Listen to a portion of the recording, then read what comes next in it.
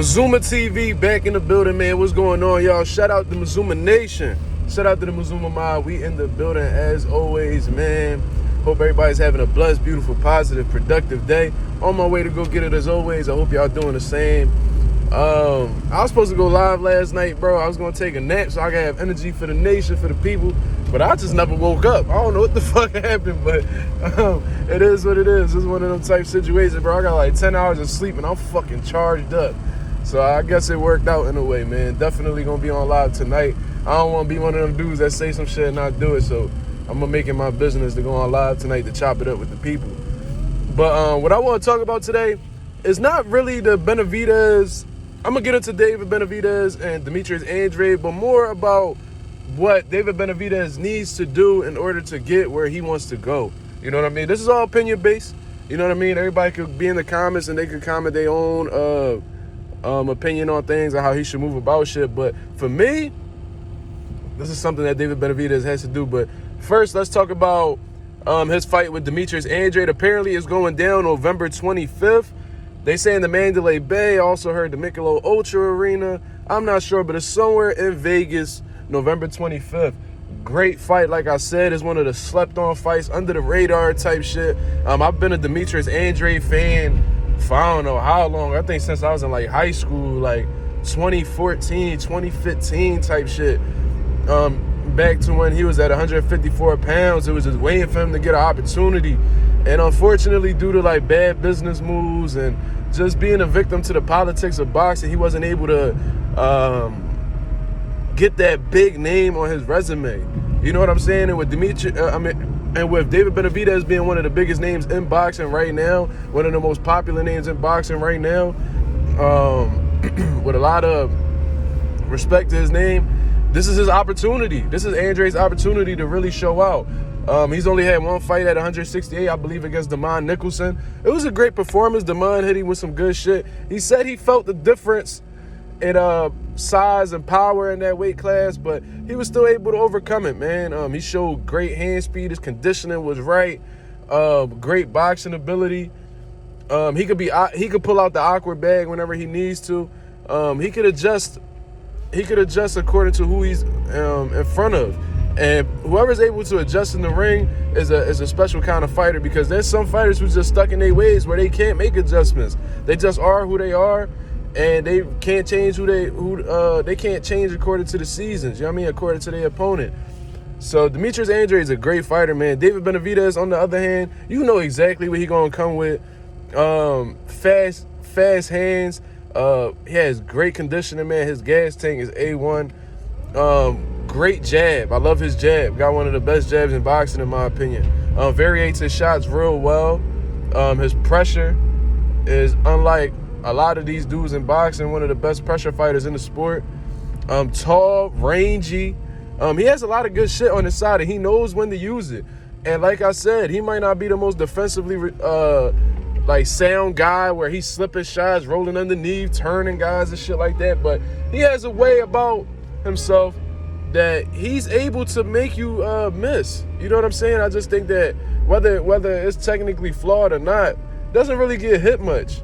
You know what I'm saying? So Demetrius Andrade got a tough task in front of him, and so does David Benavidez, man. It's a tough fight. I got it like 55-45 in David Benavidez's favor. I think that eventually in the mid to later rounds, he's gonna start to impose his will on Andrade, and I think the size and the physical strength and the power is gonna be the deciding factor towards a unanimous decision. I don't think he's gonna stop Demetrius Andrade, but if he does, that'll be extremely impressive, because I hold Demetrius Andrade. I hold him to like high regards. Like, I got a lot of respect for that dude. I think he's one of the best fighters in boxing. He just hasn't been granted the opportunity. But what I really want to get into besides that was just my summary about the whole fight and why I'm looking forward to it.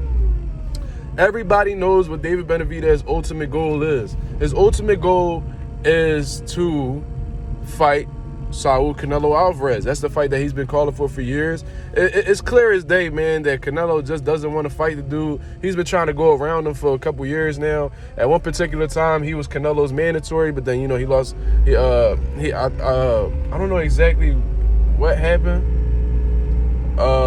I think that was back when he had failed that drug test for cocaine. You know what I'm saying? That was a bad situation. And then he lost his belt on the scale as well. But now he worked himself right back into the #1 spot for the WBC, became the WBC interim champion. And according to the WBC, they're going to be mandating Benavidez, if he comes out successful against Andrade, to be Canelo's mandatory in March of 2024. So he got some good things going on. You know what I mean? He just has to win this fight. It's like, if he really wants to get that Canelo fight, he has to win this fight against Andrade. Because that's also another guy that Canelo hasn't been wanting to fight as well. And if if Benavidez loses to Andrade, that's going to give Canelo a way to escape that whole situation. He can just be like, oh, well, he lost his last fight. Why would I fight him? You know what I'm saying? So he has to really make sure he secures that bag, that victory. You know what I mean? But I feel like David Benavidez, I'm not going to say he's being respectful like the Charlo brothers are, or a lot of Canelo's previous opponents, but I feel like he could do more. You know what I mean? To really get Canelo to fight him. You know what I'm saying? With the situation that's going on right now, with Canelo blatantly not wanting to fight Benavidez, this is Benavidez's opportunity to really put some pressure on Canelo. And I ain't gonna lie, you know what I mean? Get some clout off of Canelo name.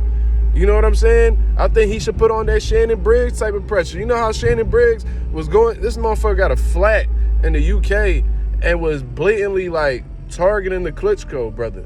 He was like, Vladimir Klitschko, he was like, let's go, champ. He going to press conferences and he creating a whole fucking scene and all types of shit, bro. Just like really like doing everything he can to try to get that fight. And although Klitschko didn't end up fighting him, he still got a lot of fucking clout off of the Klitschko brothers' name. You know what I'm saying? And I feel like that's something that David Benavidez should do. I feel like David Benavidez should have been at that fight between Canelo and Jamel. And he should have attempted to get in the ring. Even if he would have attempted, people would have saw it and they would have put it on social media like, yo, David Benavidez just tried to get in the ring against Canelo.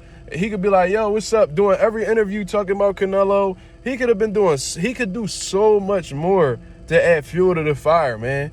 And I think that Canelo's one of them prideful, emotional dudes that if you continuously call him out, you put his back against the wall, he's going to feel attacked. He's going to feel under pressure by his Mexican fan base and just the people in general. And he's going to end up taking a fight. That's what Triple G was able to successfully do against Canelo.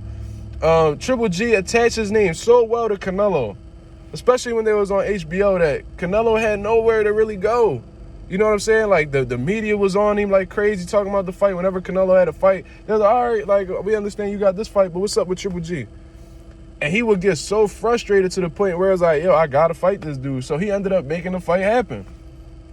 When in reality, he didn't want to fight Triple G at all. Even gave up his belt and all.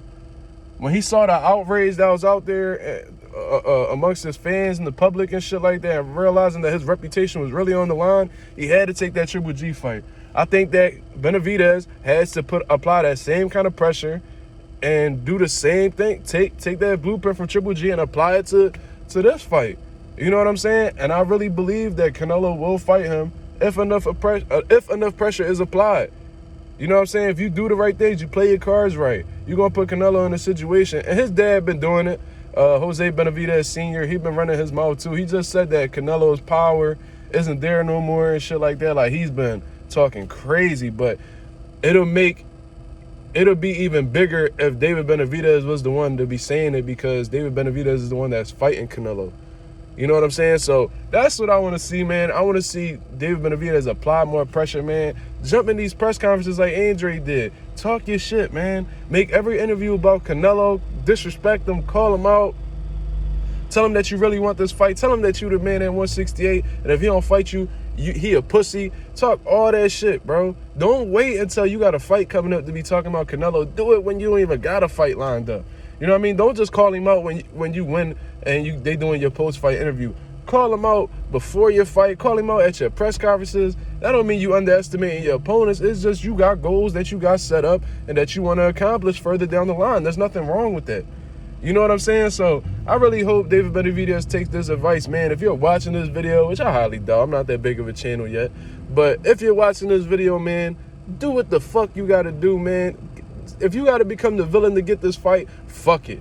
If you gotta be the bad guy if people gonna have to hate you for you to get this fight because they love Canelo so much, so be it. Because at the end of the day, you wanna be a legend, you wanna get the big fights, you wanna be the man in boxing, you wanna be the next Mexican, Ecuadorian superstar, then this is your key to doing so right now.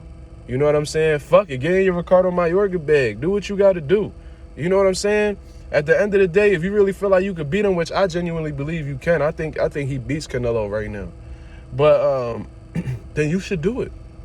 You know what I mean? Do what Money made. Do what Floyd did with De La Hoya, taking his bags and, you know what I'm saying, pulling out chickens at press conferences saying this is the golden girl and all types of shit. Like, do what the fuck you gotta do, bro. I'm trying to tell you, it's gonna pay off dividends in the end. And you well on your way if you are successfully able to do so. But if you lay back and just hope that the fight happens, Canelo not gonna feel no pressure. He gonna do whatever the fuck he want. You know what I'm saying? So that's just my opinion on the whole situation, man. Y'all let me know what y'all think. Does David Benavidez need to apply more pressure, or is that even gonna discourage Canelo from fighting him even more? Y'all let me know what y'all think in the comments below, man. This is Mazuma TV on the road to 1K. Subscribe. Like the video, share the video, hit the bell notification so you know when I'm going live and when I'm posting videos. This is Mazuma TV. Shout out to the nation, shout out to the mob. I'm out of here, man. Peace.